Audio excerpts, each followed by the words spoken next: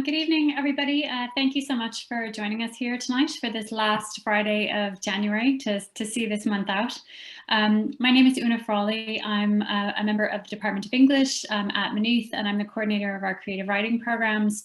And at the heart of our creative writing programs are two residencies, which we've had the good fortune to run for the last 6 years with Kildare Arts and Library Services, which enables events like this one. So I'd like to begin by thanking President Philip Nolan of Maynooth University, the University Executive, Kildare Arts and Library Services, and particularly the Arts Officer, Lucina Russell, for their continuing support of this programme, because now more than ever, free and public access to the arts is something to be enormously grateful for.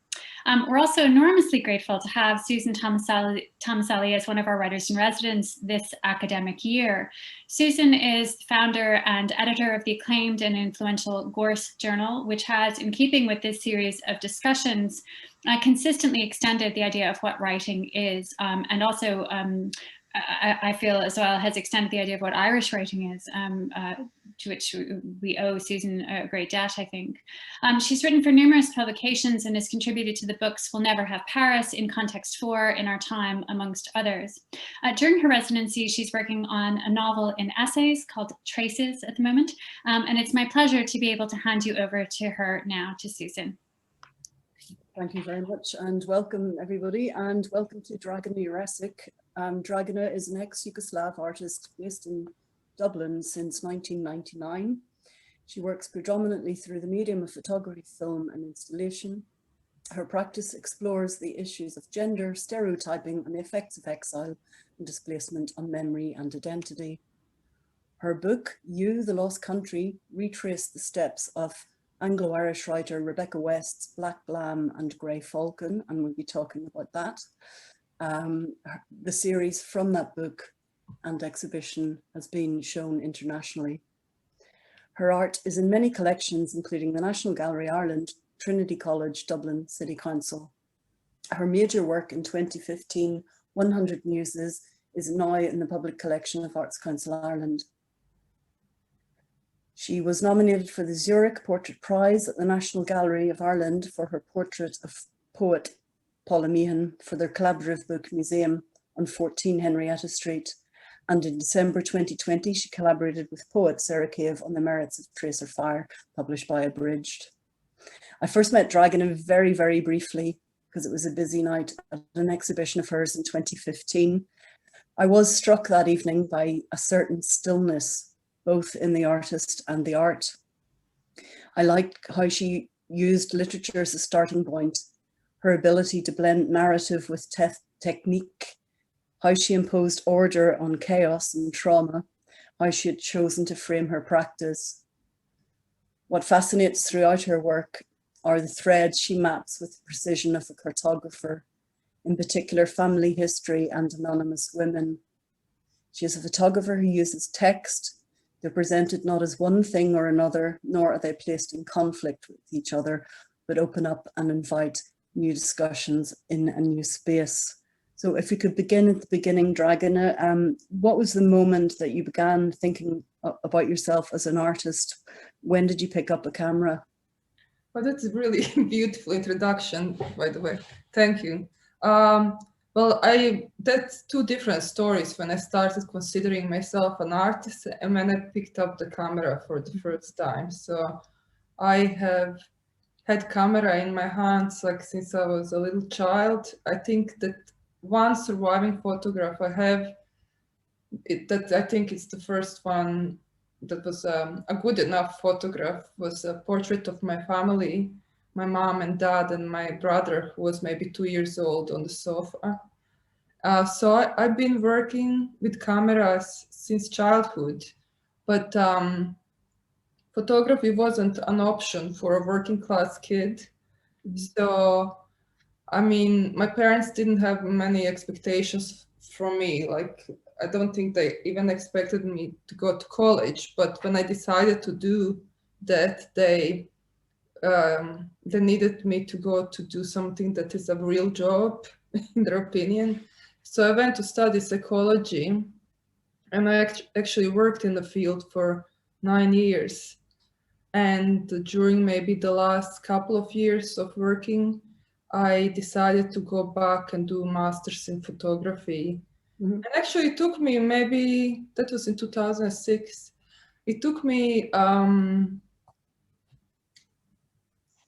don't know, 5 or 6 years to even start thinking of myself as an artist. I guess when I started having numerous exhibitions and publications, then I only started to consider myself as an artist. I think when you get into it as a mature, person, I think the weight of that title is more apparent, and responsibilities that come with it. Yeah. And you also talk about it's quite a dramatic moment in your book, You, the Lost Country, where you say that you started taking pictures the day your flat started burning down.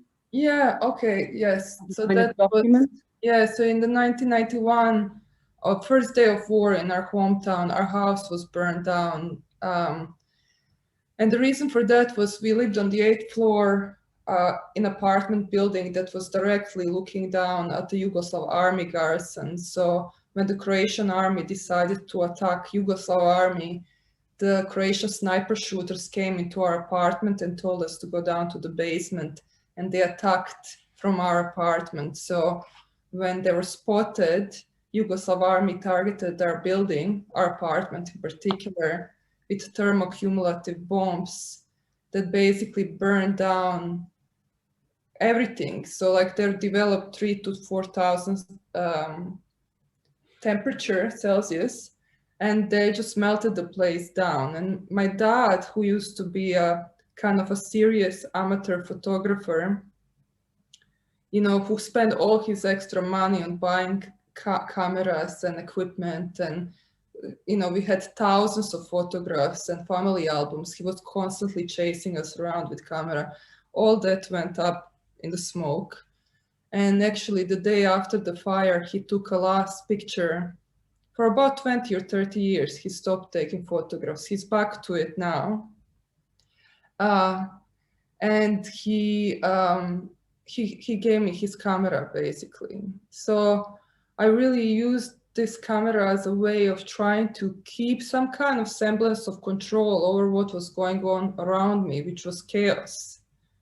And I think, I feel like camera and looking at the world through camera lens is a great kind of tool for me to make sense of my surroundings. And the crux of You is you retrace, it's a journey told in linear order. You trace Rebecca West's footsteps through the Balkans. Yes, so I decided to make that work. Maybe I was in Ireland 10 years. And actually I came across Black Lamb and Grey Folk and Rebecca West's book the first year when I moved to Ireland in '99. I was living with a friend who was studying international relations, and he was like, you should read this. So I remember reading it for the first time, and I had so much anger in me still. And I was displeased because I thought that I was so angry at everything and everyone there that I thought she was romanticizing Yugoslavia too much and its people. But then I kept coming back to it, and really what struck me with Black Lamb and Grey Falcon is how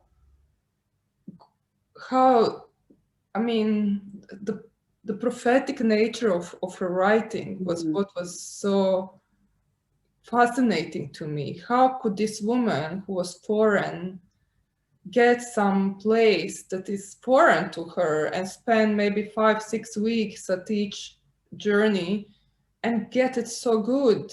Like, and she would write about this. She wrote about this in Black Lamb and Grey Falcon, saying that she, for the first time when she came in Yugoslavia, she felt like it was her motherland. And the reason why I think she thought this is because Yugoslavia in many ways feels like Rebecca West feels. And also what is super interesting to me as someone from ex-Yugoslavia is how she never others Yugoslavs, like all the other writers who go there and photographers and filmmakers, that they always bang on this kind of mysterious Balkan drum. And I remember when I was preparing for the journeys and I started looking at the biography of Rebecca West, I realized that the reason she never or others Yugoslavs is because she's the other herself. You know, she's like this person, she'd never commit to any national identity. You know, she swings from being Irish to being Scottish to being British all her life. She's a single mom in 1930s, kind of unconventional lifestyle. You know, she was writing for the Free Woman magazine since the age of 16. So her politics, her way of life, and her background kind of put her in this space in between. So I think by being the other herself, she never, when she goes to Yugoslavia, she never does what other writers were doing at the same time, and even now. And I think the reason practically for me to choose that book, to decide to deal with my own kind of thoughts and emotions about ex-Yugoslavia was because she provides me with a roadmap. So Black Lime and Grey Falcon is 500,000 words. And in it, she tells you what she does from the moment she gets up. So I started my journey 75 years on the same day. It was Easter Day. And I retraced the journey to an hour if I could. I stayed in the same place as if they existed. And that was kind of mad because my primary tool is photography, not writing. I wasn't even considering writing when I was going there. And you know, it's totally different for a writer to come to a place and the way they take it in, and for photographers. So sometimes she would come somewhere for like half an hour, and I could stay there for a week exploring. And you know, so other times she would stay 3 weeks in Skopje, and after 3 days I was like, get me out of here. You know, it was kind of it was funny way of working. Like I like to put structure around myself, but at the same time I drive myself insane by these, you know, constraints that I imposed on myself. But I think I have to do that because otherwise my brain would just like. And you write, actually, you mentioned Easter, an entry for Easter Eve. It's in the, you're in Zagreb. You talk about how discombobulating the experience is for you and how much of a stranger you feel. And you write, everything is so familiar but very distant. It feels like I've been given a new pair of eyes to see that things are not as one remembers. And for me, that hits on the two major themes of your body of work to date, exile and memory. How much is being an outsider a motivation or a driving force for your work? I think it's a main engine for my work. Mm-hmm. And I think what is interesting to me when I started the project and I was preparing for the journey, I thought this is going to be an amazing experience. I'm going to meet all these people. I'm going to go back to the country that is mine. And then I arrived there and I realized I'm totally disenfranchised. I do not belong here anymore, but I don't belong to Ireland anymore either. And this kind of push and pull, it's a good place to be for an artist, I think, because you don't feel safe. So all your senses are switched on. You're constantly in observation, you know, you're really acutely observing everything that is happening around you. And also like this state of exile, it's quite freeing, you know, to me now. I think that was a result of working on this project, and maybe the first 3 years when I was traveling around and doing all this, I didn't realize why. I mean, like as I kind of insinuated, when I come and start doing the project and traveling for 3 years in a row. And I realized on the first journey, like, this is total failure. Like, I am not doing what I set out to do. Like, my plan originally was to recreate a country, like, where my kind of identity can reside. So kind of make, it was, I mean, I think I talk about it in the book, is that I was following Roland Barthes' assertion that photography is more akin to magic than to art. So it was a way for me to try to create some kind of metaphysical country where my identity can reside and no one can take it away from you. But then when I arrived there, I realized very soon, like, no, I'm basically trailing a ghost of a writer through a country that doesn't exist anymore. So, and then I have to go next year and the next year again, knowing I have failed already. So I think it took until the moment of editing the book for me to kind of understand what has actually happened in that process. And that was this kind of idea of being free and not tying the word identity to national identity like so many people do. There's a lot of humor in the book as well. It's not there's profound sadness as well, clearly, but the moments of humor just come like balloons bursting. It's not a typical artist's photo book because the texts that you use in the book aren't captions for the image. It's a beautiful poetic prose, almost like postcards, that you're trying to steer our interpretation of the photos, but they're not related directly to them. Why do you like working with words and images so much? I think that has kind of autobiographical reasons. I learned to read on graphic novels and comics. So like my first encounter with both visual images and writing was comics and graphic novels, which were huge in ex-Yugoslavia. Like we didn't really have the superhero stuff like here, you know, with American comics, but it was more Italian and Belgian comics. And I think that's one reason for sure. And the other reason I would think is that I never think that my words are enough or that my photography is enough to convey what I want to say. And I don't think those two are enough. I think where I meet my need is in that third place that is created when two are put next to each other. But that is created in audience's head, you know, which it makes it much better for me. Then it, but it's also quite a challenging way to work, the image text work, because they're constantly fighting for attention. So to find a balance is not an easy one. So you're being pulled towards, and I know you're working on a photo novel at the moment.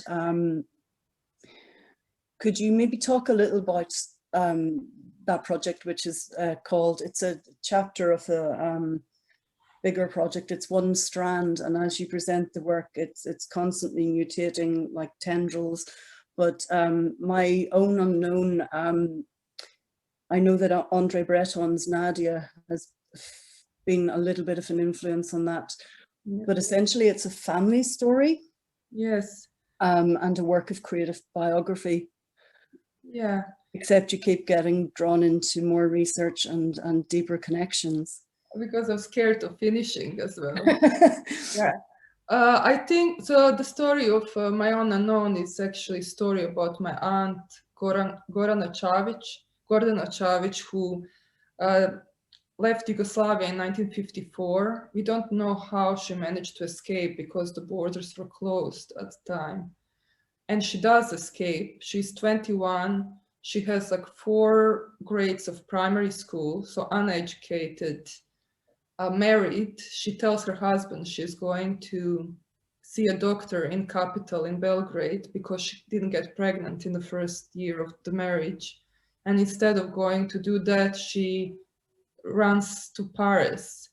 And in Paris, when Yugoslav government finds out she's in Paris, her mom is arrested and used as the collateral to make Gordana spy on the very people who helped her escape. So that's a part that I know. But then there are all these other rumors about her being involved in sex industry, like dark stories of her bringing young, beautiful girls from ex-Yugoslavia, promising them jobs of like, you know, working in nice houses or being seamstresses, and they end up in a sex industry. But this is a part that is not, this is the part that's just a rumor. So I was interested in this character, this person, because actually the way I came across her was I was doing a research on a spaghetti Western film that I'm planning to make. And I went to my grandmother's grave, to visit my grandmother's grave with my mom. And in the distance, I saw this like a beautiful black marble tomb, which was very unusual in this very poverty-stricken village. And on the black marble was the etched face of a beautiful woman. And I started asking my mom about it, and I can see the way she was avoiding my questioning that this is something I wanted to investigate. So, so I went from doing research on one project and got segued into my own unknown. And sorry, when your mom asked you why you're writing this story, was it out of a sense of shame, or that it's not a story, or? Well, like first, yeah, I think she was one of these people in a family that you bury and nobody ever talks about it. And then after 20, 30 years, they still don't talk about it. And when you actually start digging, then the questions start arising. It's like, why we didn't mention her? Like her story is actually quite interesting. So there is a difference, because my mom is in her early 70s, but like my oldest aunt, who is in her 90s, would be very against me, you know, writing anything about it. So I go a few times to interview my eldest aunt in Belgrade to ask her about Gordana, because two of them were very close.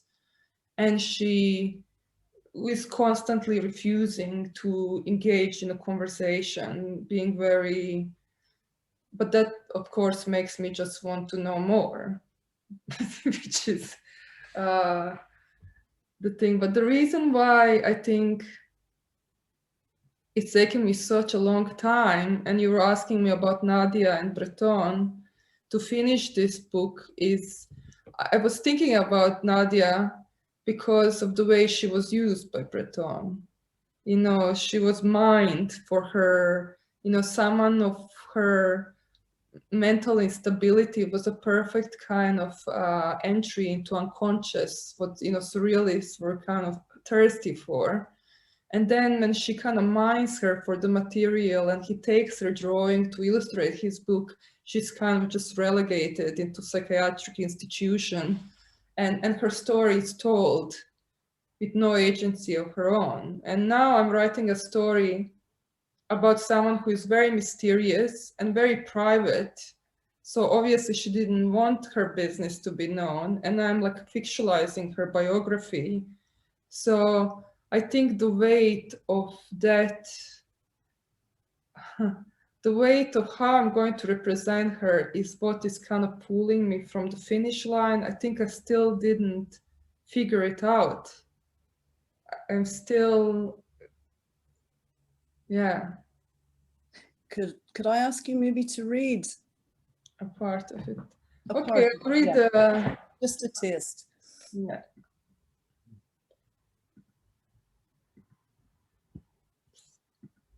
Okay, I'm gonna read maybe the part that is relation to when I first hear her name. The crown of thorns. Kućanci, Croatia, July, an endless Orthodox holiday. I'm 7 years old.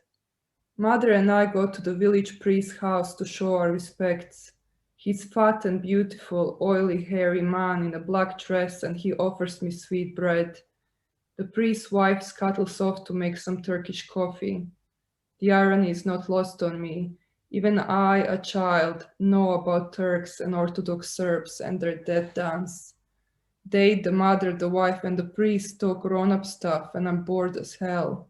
No television here. Now I know why his daughter has no friends, but then again, neither do I. I sneak off into the priest's bedroom to look for the TV set, but instead on his side of the bed, there's a crown of thorns. Where in 1,000 demons would you go and buy a real crown of thorns, and why in heaven's name would you keep it at your bedside? Still, it's pretty, this spiky monster, and it's a crown, and every princess wants a crown, even this one. So I put it on, and I look at myself in the mirror, but it sits too high up on my forehead. Either I have a very large head for a 7-year-old girl, or Jesus was a child-sized man, I think to myself, and I pull it down lower. Oh, now I'm pretty, but what's this warm goo in my eyes? Everything goes red. I try to pull the damn thing off, but the bloody thorns are shredding my forehead. I start to wail like I never heard myself wail before, and the mother, the wife, and the priest in the big black dress are in the room now. Dragana, what have you done now, you devil child? Mother shouts as the priest decrowns me. I can hear his wife tatting close by.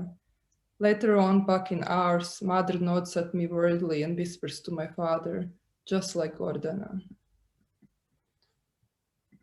Thank you. Another strand that my own unknown ties into is the 100 Muses project. And I was looking at John Berger earlier in the week because it's ways of seeing, because it's a text I want to apply to creative writing, just perspective, composition, etc. And I hit him a bit on the male gaze, and he said that men act and women appear. Men look at women, women watch themselves being looked at. This determines not only most relations between men and women, but also the relation of women to themselves. The surveyor of woman in herself as male is surveyed female. Thus she turns herself into an object, and most particularly an object of vision, a sight. Your project, 100 Muses, you take the notion of the female nude and turn it on its head, literally. Can you tell me about that? In some cases. So that was an experiment. So I was turning 40 when I started doing this project, and I was thinking about what John Berger wrote, and I was also thinking about this new genre in Western art. It's like one of the biggest cliches of Western art, and it's usually kind of dominated by male artists, and usually women are portrayed very passive, like objects. So the work was an experiment. I was like, I wonder how would I, a female artist, behave in this situation. But like I needed an experiment on large scale. It wouldn't just work to work with 1 or 2 women. So I put an open call out, and I invited 100 women to be photographed nude in my studio. And the first person that came in, I didn't really know what I was doing. I did what normally photographers do. I just took pictures of the person and told her how to move. And then I looked at them, and they were so awkward, and I was feeling very uneasy with this whole process. Another thing is, like, I also hate taking portraits. So this was like another way of me pushing myself to do something that is uncomfortable. And so what can be more uncomfortable but taking pictures of strangers when they're naked? So I then called back the first person I photographed, and I asked her, I explained to her what is visible in my camera's frame. And I said, like, please direct yourself. And in the end, you're going to choose the photograph that is going to represent you. And many women didn't know that when they were coming in for the shoot, and became this incredibly powerful experience. I think the images are beautiful, but the real power of that project is what happened actually in the studio room. And there was a lot of conversation, lots of very surprising things. So like, I told you how I worked in psychology for a number of years. And what I didn't expect from this is that it's going to turn, in many cases, into some kind of therapy session. That went both ways, by the way. It wasn't just me listening. And I really realized that, if you walk into someone's room, they're a stranger, you take all your clothes off, you're totally exposed. You might as well tell them a lot. So we went through really traumatic themes like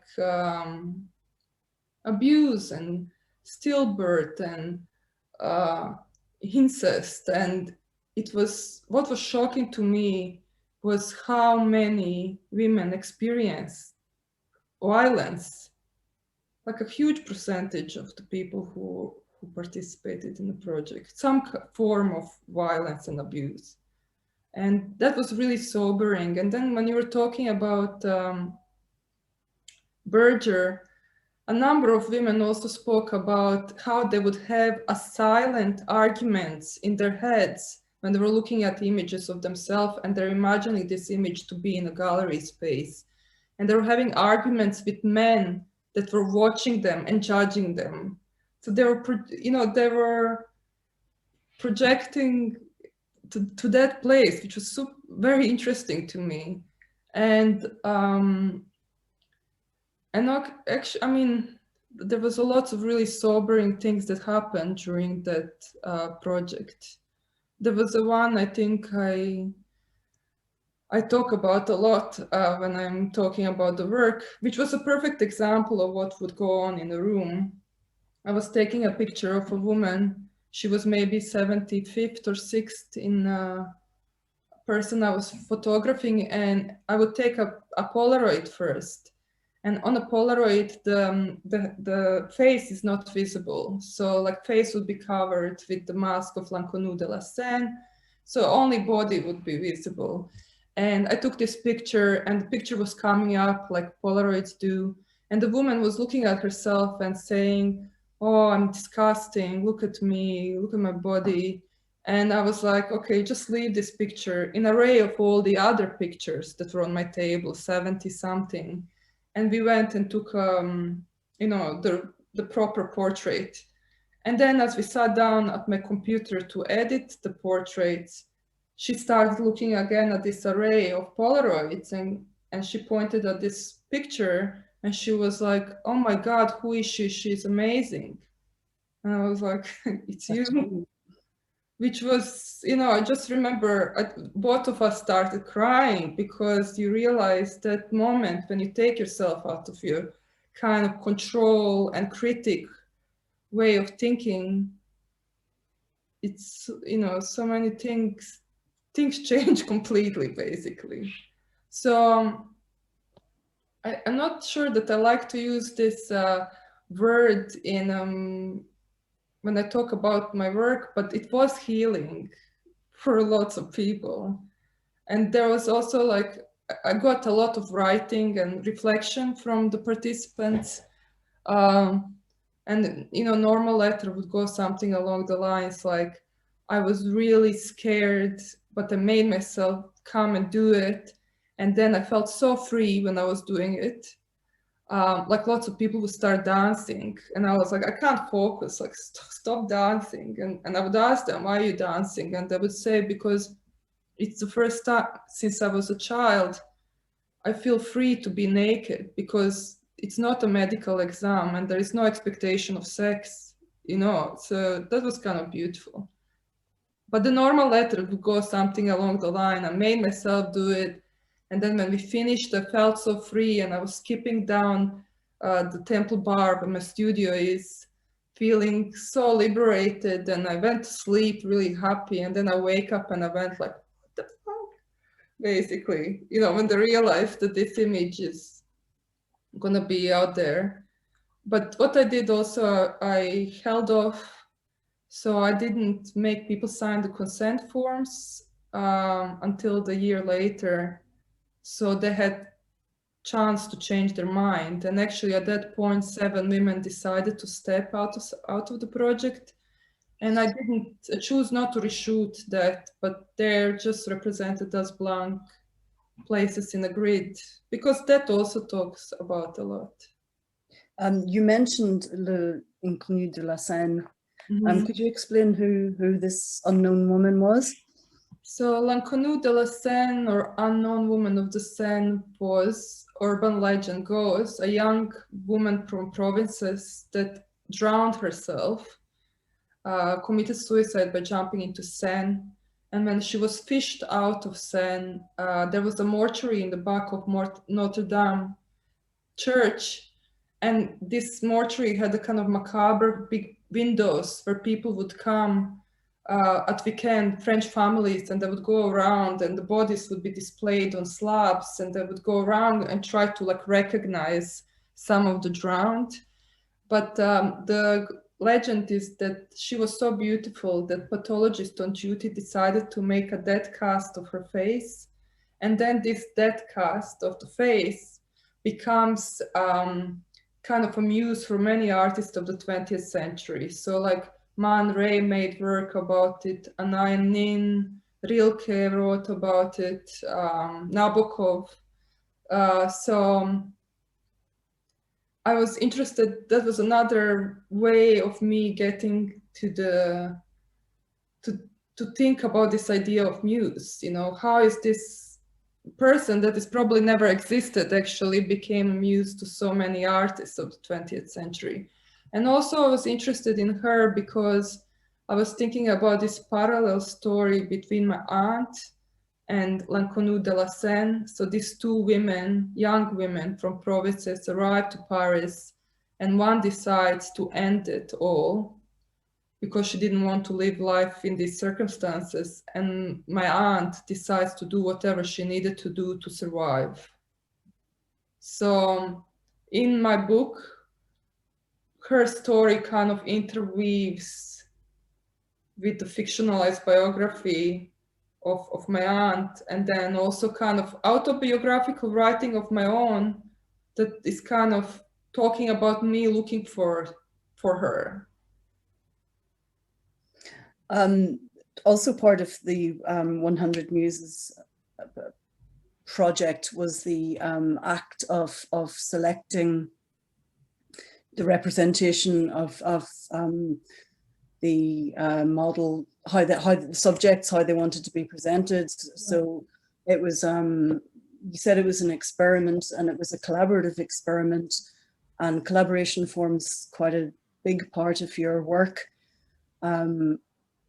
Most obviously in Rebecca West's words that you use alongside your own in You, but that act of deciding on the work with the muses. But more recently in museum with Paula Meehan, and poetry plays quite a big influence on you, doesn't it? Yeah. And I liked in that project, which was for 14 Henrietta Street, Paula plays with the idea of the muse in the original sense of museum. How did the project come about, and could you maybe explain to an international audience what 14 Henrietta Street is? So it's me as a Croatian person or Yugoslav person. Yeah. I will try to explain something about Irish history. So 14 Henrietta Street is a grand house in inner city of Dublin that used to belong to a very wealthy family when it was built. And it ended its life as a tenement building. So went from one family household to housing over 100 people at one point. And then it fell into disrepair in the 1970s. And I think, you know, it had its kind of life of service as well as an artist studios. It was scene of a crime that was quite shocking, I think, in the early 80s, was it, I think, in Henrietta Street. So Dublin City Council decided to save the building from falling apart, basically, and they have opened it as a kind of experience of not just an architectural experience, but the kind of living history of what happened in Dublin. And I was commissioned by Val O'Connor was the curator and the commissioner for the project, and she basically put myself and Paula together because she knew both of our works quite well. And Paula decided to play with these 9 muses from Greek mythology, and that is something I did with 100 muses as well. So 4 years previously, after I shot 100 women, I gave them basically job description of the 9 muses from Greek mythology and asked them which one do they most identify with. And then women gave me the names, and I kind of made these composite portraits of like, I don't know, Erato or Melpomene. And that's why, and I think Paula was aware of this work too, and she wanted to work with me. So we were commissioned to independently respond to the building, which I found interesting. And by the time I started working, Paula has already written her 11 sonnets. But it was collaborative in a way that I have seen her poems. I lived with them before I started to work. And also because Paula is such a generous and incredible human as well, she met me a number of times in the house and outside of the house, and we talk about the poetry and about how she worked and how the house inhabited her. And that really helped me in the project actually a lot. I mean, so her spirit is definitely in those images as well. So it's not just my independent response to the commission, but I mean, I remember talking, like you said, I mean, it's right, poetry has a huge influence on my life, and I read poetry rigorously, like since I was a kid. So I started getting very confused when I moved to Ireland because I just couldn't absorb poetry anymore.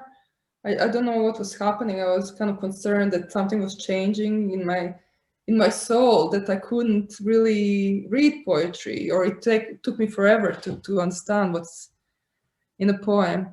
And I remember talking actually to Paul about Michael Hartnett once, and I said, but I never had problem with Michael Hartnett's poems because they immediately kind of, like I understand them immediately, like a photograph. When you look at them, they kind of, and she said, yeah, because Michael Hartnett didn't write poetry, he wrote spells, which was an amazing thing to say. And yeah. And sometimes in your artist statement at the back of museum, sometimes you didn't even work at all when you were there. You just sat and listened to the walls. And I do that a lot, actually. A lot of time when I work, I don't work. And I think that's the most important part of my work, is when I don't work, when I just kind of sit there, you know. I sometimes to try to grab on these,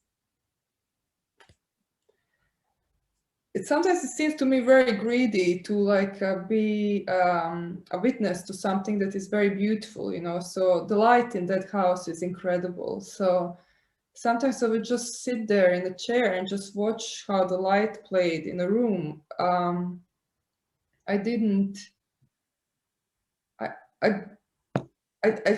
try to work with kind of turning off that instinct to constantly grab for images or mine for material, because I think you need to respect whatever I don't know, or wherever these things are coming from. So sometimes not working is work for you. How do you work? I remember talking to you previously, and you were in the library or back from the library, and you've been doing a massive amount of research. Is that integral to your process? Yeah, so like I kind of have I have places where I work. So when I write or research, I go to the library, and I really miss the library, because no matter how quiet my studio is, I find it's not a place for me to do that kind of work. It's not for writing, it's for making photography work or, you know, visual art research, but not for writing. So I feel I'm quite I feel quite restricted by the situation right now, actually, because I like to have these different worlds in which I inhabit and work on different projects. But I think you were also like asking about, is there a routine to what I do? I don't think there is, actually. I think I'm more like a wave rider, you know, like a surfer. I'm just kind of bopping there on the surfboard, you know, waiting for a wave. And then I work in bursts. So instead of like slogging, and this is not good thing, or it's not recommendation, especially if any of my students are watching this, I do not recommend it. Or mine. Yeah, so like I'm more, you know, just waiting, observing, and waiting for that like push of energy or inspiration to come. And then when I go into that work zone, I am like scary, you know, nothing exists anymore, nobody, you know, I just see it work. So but it's not a good way to work. So, because it's kind of stressful, you're constantly you're going in between the extremes, I think. So I don't know how healthy that is, actually. I with my students at Maynooth, I want to write a manifesto for creative writing. Do you have any tips or advice to a creative process, apart from don't do what you do? Yeah, I mean, to switch off as much as you can, and to spend a lot of time on your own without looking at devices or Instagram, or just like slow down would be very important, especially for people who have grown up on social media. I think that, I mean, I know what it does to my nervous system. It kind of, it overwhelms and crowds it, and it does not, you know, I have to actively basically decide to switch off, especially when I need to work. I kind of walk out of that space into somewhere where I can be on my own, actually, and not be contactable, or not constantly looking for information that are keeping me away from the goal, you know, by all this kind of constant stream of nonsense. So yeah, switch off and spend time on your own. I think that's the most important thing for me for making art, is having private kind of time and time to be with myself. Are there, you mentioned earlier a reluctance to finish My Own Unknown, but are there any projects you've abandoned? Just thought, no, this isn't it. It's like, I'm too proud. I can't say like I abandoned. I'm like one of those people who are like start a book and they realize on page 1 they don't want to read it, but they read it. Oh, I'm not one of those people. Yeah, I am, unfortunately. So I have to be very like very careful about what I pick up. But no, actually, you know what I learned in life is like I learned that good things come easy. And when I started working on You, the Lost Country, or maybe not come easy, but when the time is right, they come easy. Do you know, like, so with You, the Lost Country, I was working with Belfast Exposed, And I was like, basically nobody ever heard about me. I just wrote a proposal. I sent the curator at the time, Karen Downey, a project description of the previous work I did. And she said, this looks interesting, but like, what are you on next? And I just sent her proposal. And she's very brief in answering her email. She was like, we like this, what's the budget? So like things were that easy. And I mean, this work is still touring. So it was made like 7 years ago and it's still on the road and I still talk about it. So it wanted to be here, you know that work. So that's what I do when the ideas start percolating and I put it out in the world and I see that there is no energy that is carrying it further. I just like I don't bother. But when I commit to something, then I don't let go. And you mentioned it earlier. How's the spaghetti western going? Is that a project? So that is the project. Yeah. So that's the project that I would never want to let go, actually. And so Spaghetti Western is a story about a man called Harry Jackson, who was cult film director. I mean, cult, who made his films in a small Bosnian town called Bijeljina, using local people as his actors. So for example, he would bribe a train driver to drive like 100 times up and down the railroad tracks in a train full of people going to school and work to film a perfect like train heist. So imagine like you're in Bosnia in a train, you're going to school, and there's like cowboys and Indians attacking your train, and or like ride into a bank, like 1970s social realistic bank with the, you know, the teller with the big square glasses. So they're totally surreal, amazing films. And actually there is a family history that Harry Jackson taught my father photography. And apparently he babysat me when I was a kid as well. And the legend is that when the Serbs attacked his hometown, he was a Muslim, that he rode out on a horse dressed as a cowboy, shooting prop guns at the approaching tanks. And that's where we lose the trace of him. So the film that I'm doing, and we did get funding this year for like development, is a film that is trying to figure out what happened to Harry Jackson. And also I want to remake one of his movies by using local population as the actors. Yeah. But it's again personal story because of the... Yeah, I'm going to wrap up my questions here, but I would just say with a family history like yours and a family of storytellers, you've got a rich vein to mine there. Yeah. So, all the trauma pays off in the after. Yeah. We have an audience. I'm going to ask anyone if they have any questions and to pop it in the chat, and hopefully either myself or Dragana will be able to read it. Maybe it's better if you do that because...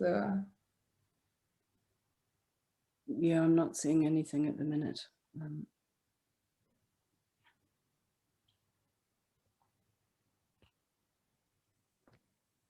Oh, they're popping up really quickly. Someone sent one there.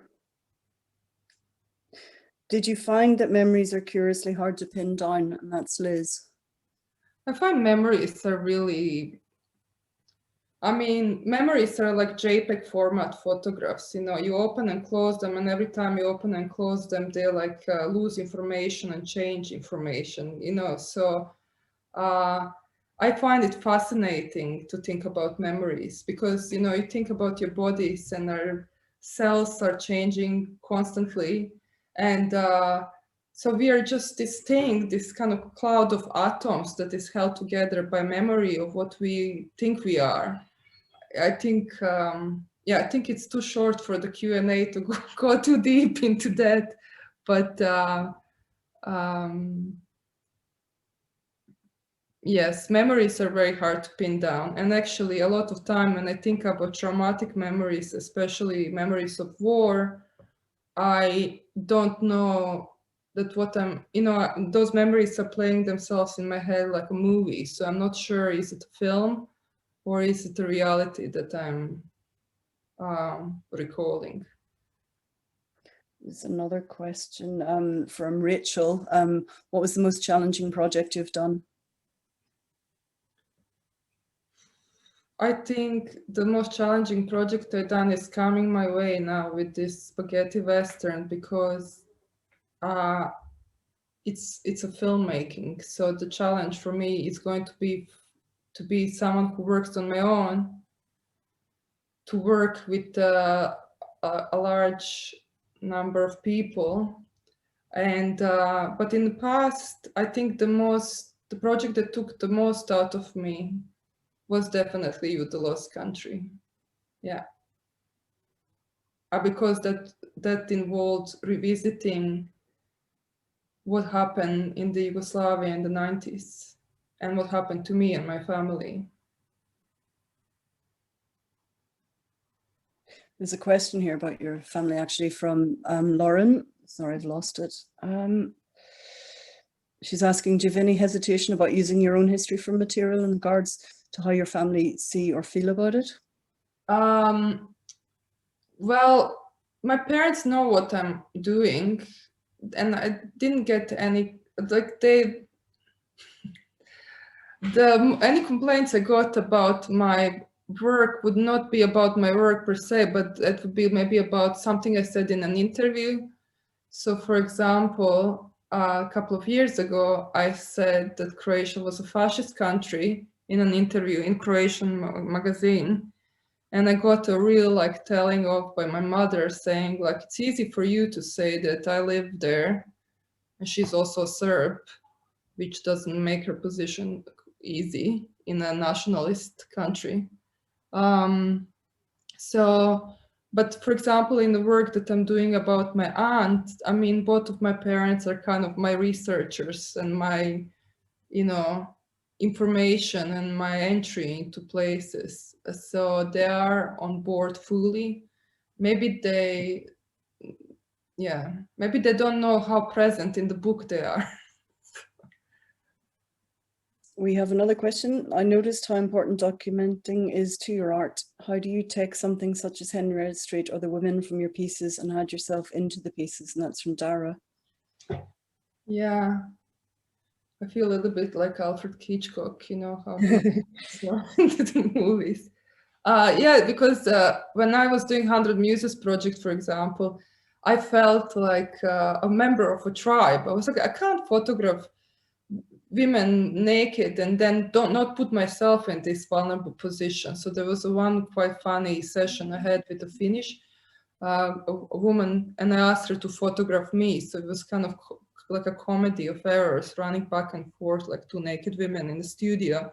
But it was important to me to be there and to experience that as well. And then and one of the reasons as well why I find my own unknown so difficult to finish is because it's so personal, and I think it has to be personal in order to be strong, but it's very difficult to expose yourself in such a way, and also in a medium that is not writing is not my primary medium. Like, I feel comfortable in photography, but with writing I feel quite insecure. And well, you shouldn't. There's another, I'm going to do two more questions and then I'm going to wrap it up because I know you've had a long day today. This is from Louise. You said with your project following Rebecca West, you realized in the first instant you failed. What is your relationship with failure and what happens after you fail? I was talking about this today, actually. I never failed until I failed my driving test a few years ago. And I just remember I was so scared and I knew I'm going to fail because I'm a terrible driver. And I just remember the sense of freedom from failing. I was so happy. So I think the failure is not a bad thing. I think it can be it can be utilized as a vehicle to get to some place that maybe not it wasn't your intention to go there, but sometimes it brings you to a better place, or a place that you had to end up in. And yeah, it's a kind of I think that's why I like to explore stuff. So I like for the things to come to me intuitively, and then even if they show up to be a failure after a good few attempts, I'm still interested where is following that track going to bring me to. Okay, last question is from Philip. You talked about the freedom of exile in limbo. Do you think you will ever find that sense of home or identity? Do you want to, and do you think it's important to do so? I think, what is the woman, the actress in Before Sunset? Who is the actress? Yes. Julie Delpy. Yeah. Yeah. She said something wonderful. She said, I'm a nomad, my roots are inside me, which I really, really love. And I think I feel really comfortable in Ireland. In many ways, it's my home more than Croatia is. Like, it's a home I chose, rather that was, you know, bestowed upon me by accidental birth. So, but I think the most important home is the one that we build inside ourselves, you know, to be comfortable with who we are. And I think that's something that only happened to me, or a notion of that started happening to me, like when I kind of started approaching middle age, you know. So can I call myself middle-aged yet? I can, yeah. Yeah. So, yes, of course, I would like to feel at home, but I think that requires more inner work than I've done until now. Yeah. Thank you very much, Dragana Jurišić. Your book, You, is currently out of print, but hopefully we'll see that back in print soon. Yeah. Museum is still available from 14 Henrietta Street, and we shall look forward to My Own Unknown when you decide to. Yeah, and the Merits of Tracer Fire, actually, there is a very limited edition. It's like 180 copies, and I think if people really want a copy, like, write to me or Sarah Cave, or abridged for one. Thank you, Dragana. Thank you all for attending, even though I can't see you. Yeah. Thanks to Maynooth University, Una and Tracy especially, and to Lucina Russell at Kildare Arts Office. The series will be back in February, and the details will be on the website. Thank you. Thank you so much, Susan. Lovely to see you. Bye.